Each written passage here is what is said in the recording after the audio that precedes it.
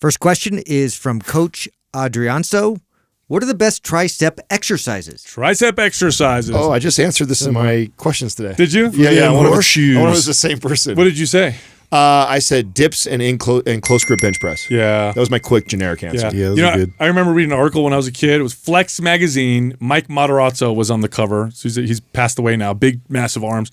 And it was like best arm exercise. And in there, I remember them saying the tricep makes up 70% of your arm size. And I was like, what? Everybody focuses on the bicep, so I'm going to build up my tricep. But anyway, I had a bunch of exercises and stuff. And I agree with you. I think dips are incredible. Close grip bench press is incredible. No other exercise has ever packed on as much muscle and strength in my triceps as those. And then if I go isolation or single joint, I love a good skull crusher and an overhead tricep extension. Those are my favorites. Well, let's expand on that because I want to explain because you just kind of grazed over something really quick, or glossed over something really quick that I think maybe not everybody understands. And I've been critiqued before for some reason by some fitness dorks that think that the close grip bench press is not one of the better exercises for it. And I think you're an idiot if that's the case.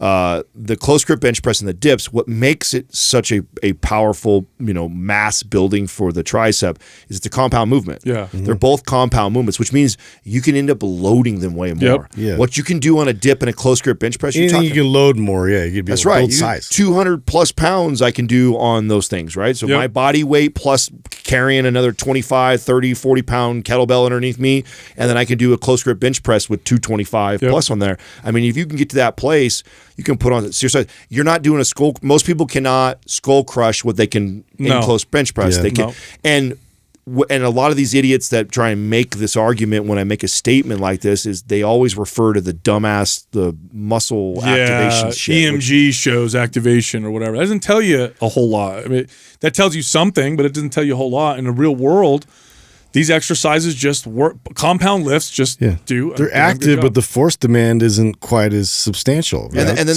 there's still a caveat to all that, right? Which is if you only do close grip bench press and dips all the time, then skull crushers will put on the most mass. Yeah, and also so keep that in mind too. And also, we're not saying just do those. Right. The answer to the question you're asking the top tier ones. That's it. Yeah. What are the best, right? So, and here's a tip that will really make a difference with tricep development.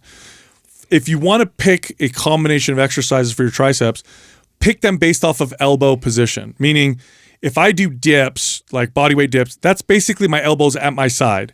Then I want to pick an exercise where my elbows are in front of me. A close grip push-up will work, and so will a skull crusher. And then third, an exercise where my elbows are up by my head. So I'm doing an overhead tricep extension. That lengthens the triceps in different ways, and it's a different type of tension versus 5 different versions of press downs where your elbow is at your side every single time, or 5 different ways of doing skull crushers where your elbows are on the same position. Well, I loved weighted dips and that's something I always incorporate, but I also love to really stress them out with instability with the Olympic rings. Oh, hell yeah. And the depth that provides. So the only reason why I don't bring that up low is that you don't see a lot of the rings, or else I would agree with you that would trouble. I know it's not, it's like, go do some. It's like not a lot of people are going to pull that off, but they're really challenging. But I mean, to me, that's like the ultimate of what I've experienced in terms of growth in my tricep. Oh, yeah. It's the best. And here's a good combination exercise if you want to have fun. You could do a skull crusher to a close grip press with the same weight. So once you fatigue with your skull crusher, then bring it down the same weight and do close grip. It's a nice combination.